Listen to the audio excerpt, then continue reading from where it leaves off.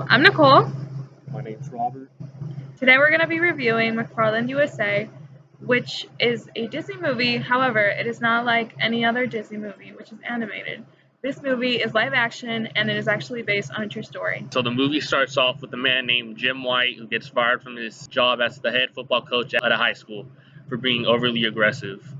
As a result, Jim, his wife, and two daughters have only one option, and that is to move to a new city to become the head football coach at a different high school. The city they move to is called McFarland, and it's a predominantly Latino neighborhood. And Jim is poised to become the head football coach as well as the PE coach. The initial reaction of Jim and his family is not the typical reaction you'd be expecting. Jim and his family are taken back by the neighborhood due to the fact that it's predominantly Latino and it seems to have a dangerous look to it. Dad, please tell me that you took the wrong exit.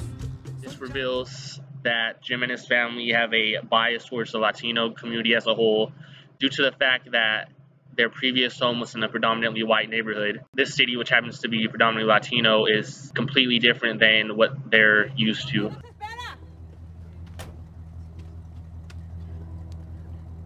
You're white. That a popular name where you come from? Mr. Fuentes. Victor. On Jim White's first day, the students in his PE class are very judgmental and rude to him, showing that even the students have their own preconceived notions of what white people are supposed to be like, and they themselves are judging him because they might believe that he does not care about them. While in PE class, Mr. White noticed several students ran particularly fast. For this reason, he created his own cross-country team. I want to ask you a question. You think the guys in my class would be into cross-country? Country western ain't my thing, boss. Cross-country running, wise guy. For what?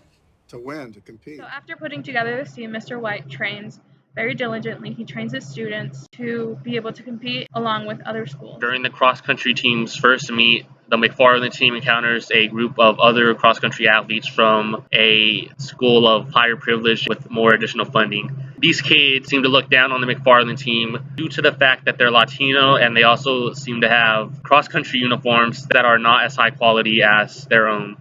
So as a result, these other cross-country athletes act snobbish towards the McFarland team.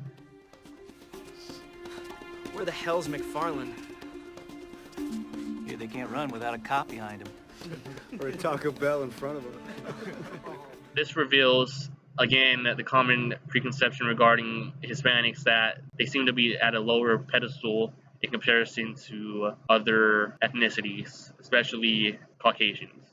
And in fourth place, with a score of 104, McFarland. After their first meet, the kids are devastated that they got last place. However, Coach White continues to train them even harder. After spending so much time with these Latino kids, both Coach White and the kids themselves have learned to understand each other's cultures and really be able to immerse themselves in them. You have meats you pick extra early, and you still make your dad's quota. I'll pick with you if I have to. Only if you have to, though, right, Coach? You don't look too good right now. Coach? Later on in the movie, Coach White asks the Latino community to help him celebrate his daughter's birthday, the quinceañera. Señoras y señores, Miss Julie White. This party really accentuates how much both the Latino culture and White's family have gotten to know each other and have become so much more accepting of each other compared to when they first moved in.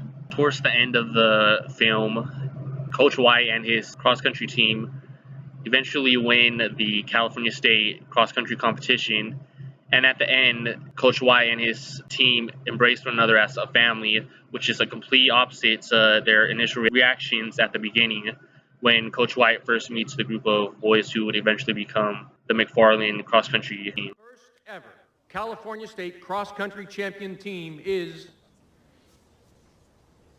McFarland. This reveals that if different ethnicities get to know one another, they can gauge one another's different traditions and cultures and gain a new understanding and appreciation for one another instead of just negative biases, which was shown towards the beginning of the movie. One last thing that we'd like to discuss in this film review is the theme of the white savior. And basically what the white savior theme is there's a white protagonist character, which would be Jim White in this case, who saves a group of people of color, and that would be the cross-country team, who are Latino. And basically the white savior saves this group of colored people from whatever plight they may be in, and in doing so, that the white protagonist also gains a better understanding of the people saving, as well as learning more about his surroundings, where he's at, and more about himself. In the movie, Coach White saves the kids by introducing them to cross country and encouraging them to chase their dreams so that they don't end up in the future that they already have set out for them, which is cabbage picking. And he really encourages the idea that they can go to college and they can be successful in life. In saving the group, Jim himself